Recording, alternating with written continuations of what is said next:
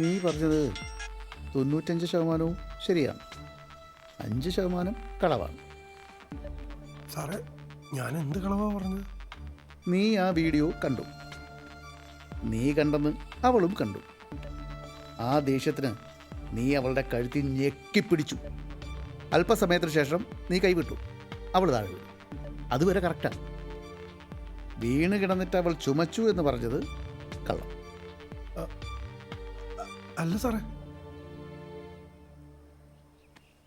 അവൾ ചുമച്ചില്ല ലക്ഷ്മണ, അവൾ അനങ്ങിയില്ല, അഥവാ അനക്കമില്ല.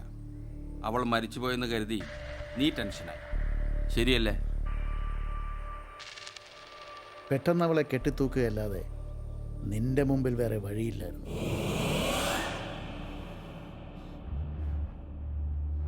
നീ അവളെ കെട്ടിത്തൂക്കി തൊഴുത്തിലേക്ക് പോയി. ആയുസിൻ്റെ വലിപ്പം കൊണ്ട് അപ്പോൾ വീട്ടിലേക്ക് വന്ന അയൽക്കാരി രമ അത് കണ്ടു. അവരലറി വിളിച്ച് ആളെ കൂട്ടി. ഇതല്ലേ സത്യം?